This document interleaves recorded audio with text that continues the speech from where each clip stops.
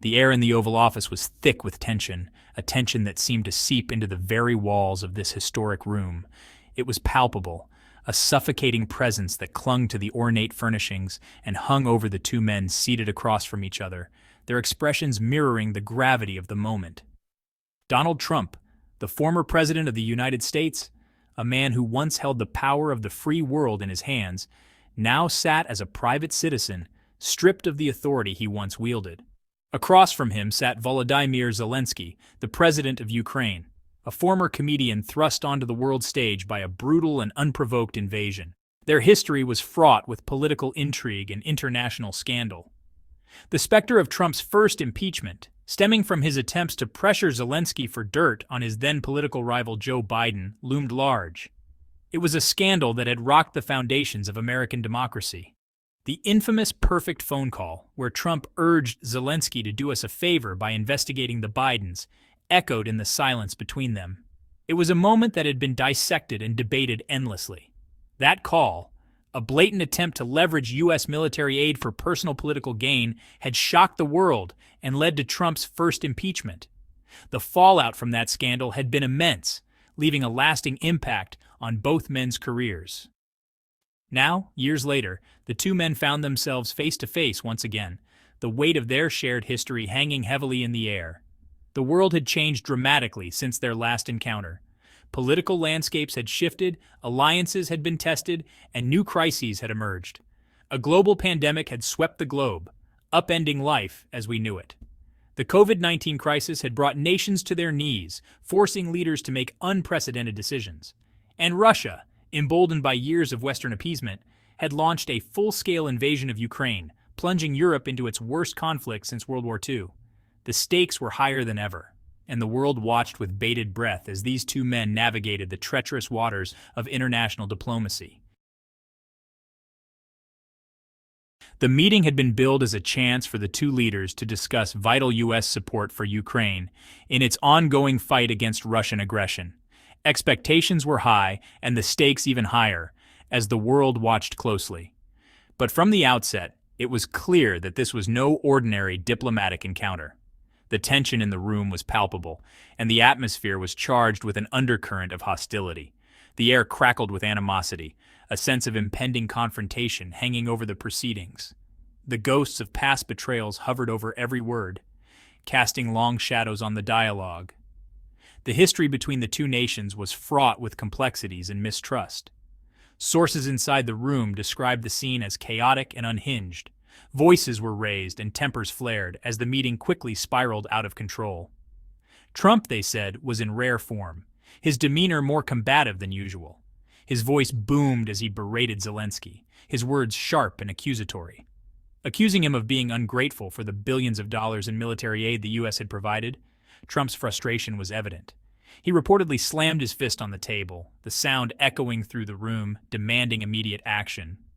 Demanding that Zelensky agree to a peace deal with Russia, Trump's insistence was unwavering. Even if it meant ceding territory, Trump was adamant that a resolution be reached.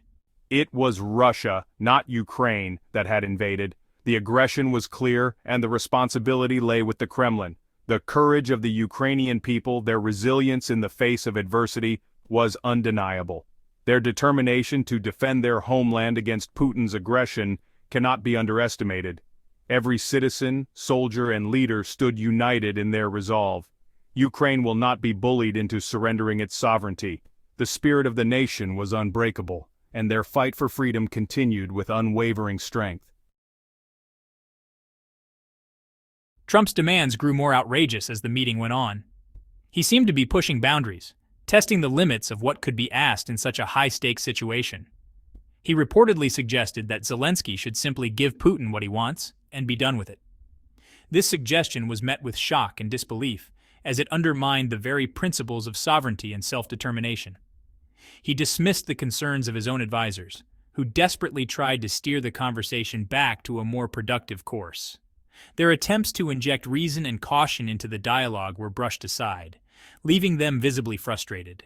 Freedom and democracy are at stake here, values that seem to be held in contempt by those who favor autocrats and strongmen. The stakes couldn't be higher, as the outcome of this conflict will resonate far beyond Ukraine's borders. Ukraine is fighting not just for its own survival, but for the future of the liberal world order.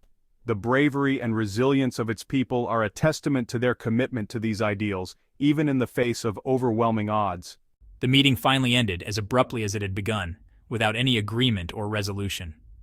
The atmosphere was thick with tension, and the sense of missed opportunity was palpable. The two leaders stormed out, leaving behind a room filled with stunned aides and the bitter taste of what could only be described as a diplomatic disaster. The fallout from this meeting would be felt for days, if not weeks, to come. The roots of the conflict in Ukraine run deep, stretching back centuries. Ukraine, a country situated at the crossroads of East and West, has long been coveted by its larger and more powerful neighbor, Russia. For centuries, Ukraine was ruled from Moscow, its culture and language suppressed in the name of Russian unity. In 1991, with the collapse of the Soviet Union, Ukraine finally achieved its long-sought independence. But Russia never truly accepted Ukraine's right to self-determination. In 2014, Russia invaded and annexed the Crimean Peninsula, a Ukrainian territory with a majority Russian population. Moscow also began supporting separatists in eastern Ukraine, fueling a bloody conflict that has claimed the lives of over 14,000 people. The meeting between Trump and Zelensky sent shockwaves across the globe. World leaders, already on edge over the ongoing conflict in Ukraine, expressed their deep concern over the deterioration of U.S.-Ukraine relations. The meeting was widely seen as a victory for Putin, who had long sought to sow discord between the US and its allies. In Europe, there was a sense of foreboding. The continent had witnessed firsthand the horrors of Russian aggression, and the prospect of the US, the guarantor of European security since the end of World War II, abandoning its commitment to Ukraine was a terrifying thought. The question now is whether diplomacy can salvage the situation. The Biden administration has condemned Trump's actions, reaffirming its unwavering support for Ukraine. But the damage has been done. Trump's meeting with Zelensky has sown doubt and confusion at a time when unity and resolve are needed more than ever. Some experts believe that the only way to prevent a wider war is to engage in direct talks with Putin, even if it means offering him concessions. They argue that the West must be willing to compromise in order to avoid a catastrophic conflict. Others, however, warn against the dangers of appeasement. They argue that giving Putin an inch will only encourage him to take a mile. They point to his annexation of Crimea and his ongoing support for separatists in eastern Ukraine as evidence that he cannot be trusted to keep his word. The stakes could not be higher. The future of Ukraine, and indeed the future of the liberal world order, hangs in the balance. The world watches with bated breath, hoping against hope that diplomacy will prevail and that the current crisis can be resolved without resorting to further bloodshed. The meeting between Trump and Zelensky was a stark reminder of the fragility of peace in the 21st century.